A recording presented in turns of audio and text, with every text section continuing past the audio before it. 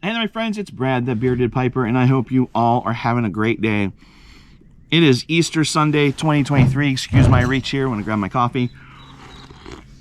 And I should be in the house getting ready to go to my mom's for a late Easter lunch, and then her mom's for an Easter dinner. But instead, I'm out here sneaking in a pipe of Father Dempsey. Now, Father Dempsey is my favorite blend, and this year I decided to give it up for Lent. Yesterday at our pipe club meeting, my buddy Homer said that's the most Catholic thing that he thinks he's ever heard a pipe smoker say. Giving up Father Dempsey, a Catholic priest, for Lent. A very Catholic thing to do, which is fine because I am a born and raised Catholic. Don't hold that against me. But I was wondering a little bit how this was going to play out because, it's been 40 days since I've had a bowl of Father Dempsey. And I've had a lot of other great blends since then. Other blends in my cellar. At Boswell's last week, I got to try a few blends. Penzance was fantastic. But you know what? That's such a unicorn. It's so hard to find that it's really, unless you're willing to spend a lot of money, it's not one that I would put in my top tier, even though it is so good and it belongs in the top tier, but it's just so hard to get that I wouldn't even consider it up there. But anyway, so I was wondering how this was going to play out. Was there going to be something that takes its place? And I opened up the mason jar this morning, took a big sniff, kind of relaxed all my muscles. It's like walking into that hot shower whenever it just washes over you. Just relaxed all my muscles. Decided to pack a little bit of a bigger pipe than I planned on. Came out, sat down, lit the Zippo. And it is so good.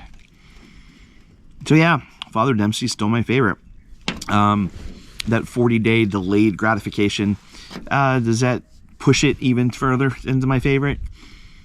Yeah, maybe not. Does it seem better than what it was before? Yeah, it does, because it's been a while since I've had it. But as I mentioned, yesterday was the meeting of the Pittsburgh Pipe Club here in southwestern Pennsylvania. It was our April meeting. And we meet at the Allegheny Smoke Works in Blawnox, Pennsylvania, every second Saturday of the month. And it's been a packed meeting lately. We have taken up pretty much every chair and had some standing room. Here's my boy Akon. He wants to wish everybody a happy Easter too. He came running up to say hi. And great conversation, great time. I got to try for the very first time Seattle Pipe Club's plum pudding, which I know that's a staple in a lot of folks' cellars. And I have a tin that I bought a few months back, but I've never opened it.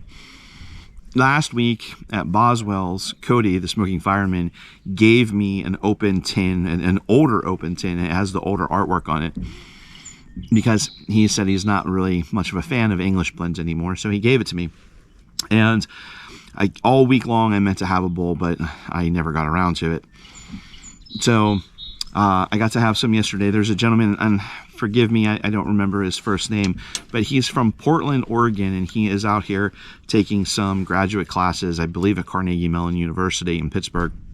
And he brought some samples for everybody to try. And I also had some McBaron Plum Navy Flake or Plum Navy something. I can't remember what it was. And that was pretty good too. But it was a little bitey to me. And my friend John said that McBaron Virginias have a tendency to bite him too. I don't know if that was the case or if it was the fact that I packed that pipe at noon and I didn't realize how late it was. I usually leave between 12 and 1 o'clock. So I didn't want to dump it, and I have my wife's van, so I don't enjoy my pipe in my wife's van. And yeah, I decided to finish it before I left, which made me a little bit later, but everything was good. My wife's like, "Oh, I can't believe you're leaving so early." And I'm like, "Well, I'm actually leaving late." And it was pretty good. I really enjoyed it, but yeah, it still was a little bit bitey to me. But that might also be a little bit of an issue I still have with staying hydrated and the Virginias.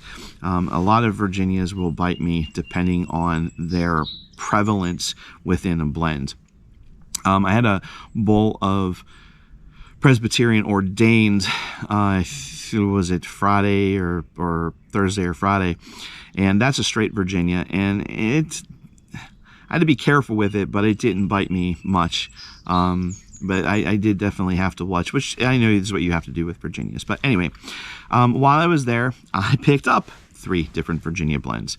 I picked up some Peter Stokkebye Deluxe Navy Flake, Peter Stokkebye Deluxe Bullseye Flake, and some Samuel Gawith Navy Flake. I had a bowl of the Samuel Gawith Navy Flake last night. I rubbed it out and let it dry for about half an hour or so. And Uncle Willie, if you're watching this, Uncle Willie believes that you should enjoy your blends the way it comes right out of the tin. That's how it was meant to be enjoyed, and that's how it was meant to be packed.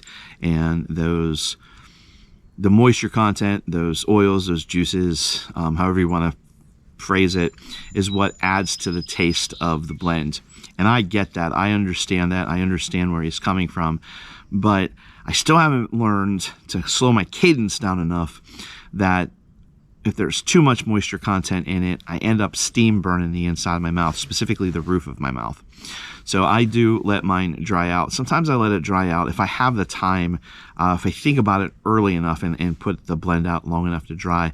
Sometimes I let it get almost crispy, and I really enjoy it that way. But something like Father Dempsey right out of the tin is perfect for me. I really enjoy it like that. So, but anyway, I had a bowl of the Navy Flake last night from Samuel Gawith. My God, is that stuff good. I really, really enjoyed it. And now that we're starting to get into the warmer weather and the warmer seasons, I know a lot of folks have a tendency to lean more towards Virginias, more towards aromatics, and start to go a little bit further away from their English blends. Whether I'm going to be one of those folks, I don't know, but I have noticed that I've really started to enjoy that Boswell's Premium Burley a whole lot. And I've been reaching for Carter Hall and Prince Albert a fair amount as well. So, but maybe that's just because I was waiting for Father Dempsey. So that's what I have for you. Now, I do want to share something with you that's not exactly pipe related.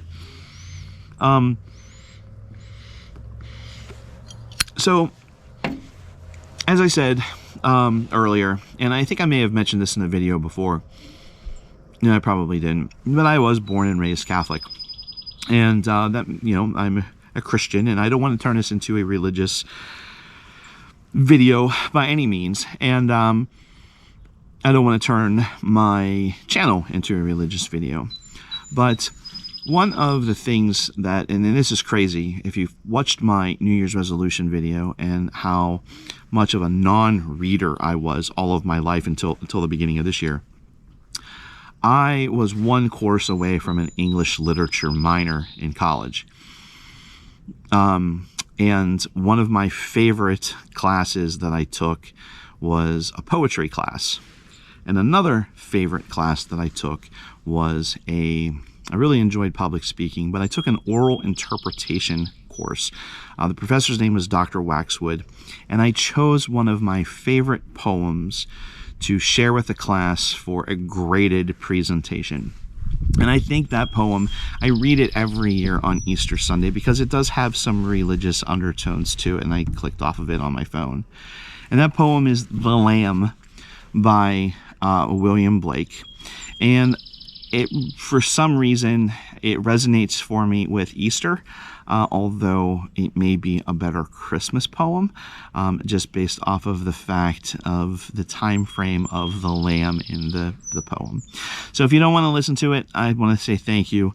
Thank you for watching. Have a happy Easter, and remember, life is better with pipe. But if you want to hear it, here it is. The Lamb by William Blake. Little lamb, who made thee? Dost thou know who made thee? gave thee life and bid thee feed by the stream and o'er the mead, gave thee clothing of delight, softest clothing woolly bright, gave thee such a tender voice, making all the vales rejoice. Little lamb, who made thee? Dost thou know who made thee? Little lamb, I'll tell thee. Little lamb, I'll tell thee. He is called by thy name, for he calls himself a lamb. He is meek and he is mild. He became a little child. I as a child and thou as a lamb. We are called by his name. Little lamb, God made thee. Little lamb, God bless thee. I screwed that up. That last stanza was supposed to be little lamb, God bless thee, little lamb, God bless thee. But, you know, with the sun and the glare and stuff. But you get the point. So that's it, my friends. Have a happy Easter. May God bless you all. And remember, life is good, but it is better with a pipe.